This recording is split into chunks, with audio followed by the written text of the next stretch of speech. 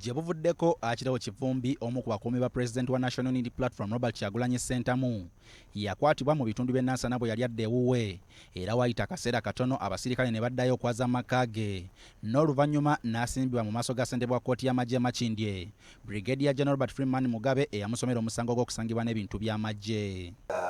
Accused person has a case coming up a week from now. Ono yateekamu okusaba kwe okw'okumweyimirira era bannamateeka be ne banjulira kkooti abayima okwali mukyala we Madina Nabukenya muganda we Francis Nakiganda ne mukwano gwe Ddumba Kasimu.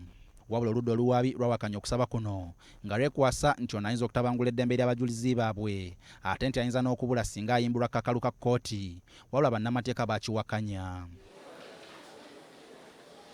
Kati olwaleero akirawo kivumbi akomezeddwa mu kkooti eno okuwulira ensala yaayo ku kusaba kwe okw'okumuyimbula kakalu era wano ssentebe wa kkooti eno akkiriza okusaba kwe wabula n'amuterawo obukwakulizo bw'agenda okugoberera.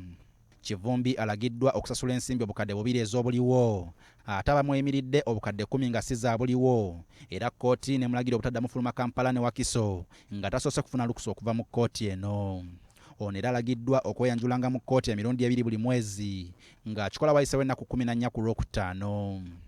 Kkooti era eragidde akirawo kivumbi obutanyoma biragiro bimuweereddwa era nti singa anaakikola waakuddamu okukwatibwa n'akakalu ke kasazibwemu.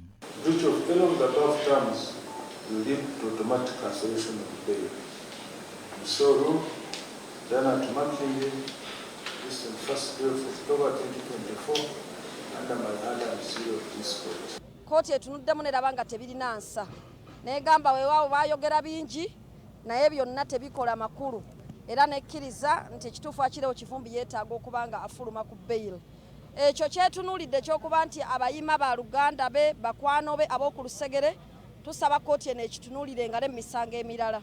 So it's wrong for these civilians to appear in Aname Court, and it's our call on the judiciary to ensure that the Supreme Court ruling on that matter, on the 2 constitutional court decisions, can be expedited, like court said in 2021 when it was staying that matter, to ensure that that decision comes out, because the continuous trial of civilians in the court martial, like the Constitutional Court has continuously said, is unconstitutional.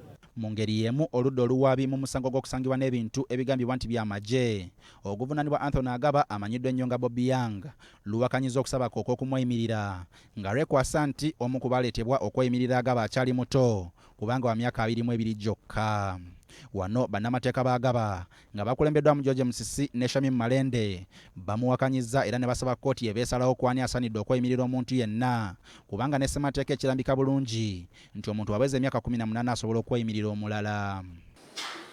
Your Honor, bail should not be denied merely on speculations but concrete reasons. Mbeera zonna singa government tekyusaamu n'abalala nekola kyekoze ku Achileo kijja kubeera kirungi nnyo naye babeera nga baconsidering ebitaliimu kwegamba ne bateekako obukwakulizo obungi ebiseera ebisinga naffe kituleetera suspicions. Ate kkooti eno ebeerenga eri independent nayo tulabe nga abantu batasogifiiringa naye kino ekyalo kibakoze ffe kitusanyusizza era ne kituwonya ebintu bingi kubanga ffe abamu tubali naffe tutasa okutanga okwekyawa. Mukwate abasibe abali mu makomera nga tebalina misango mubaggyeyo, mukwate ababbi mubateeke mu kkomera naye ababbi bali ku street batambula abatalina musango ate bali munda mu kkomera. Newankubadde ng'okusaba kwa kiro kivumbi okw'okufuluma akakalu ka kkooti kukkiriziddwa, kkooti eno erina okuteekawo olunaku okwegenda okuddamu okumusomera emisango oluvannyuma omusango gwe gutandika okuwulirwa anti oludda oluwaabi lukakasizza nti okunoonyereza kwaggwa dda.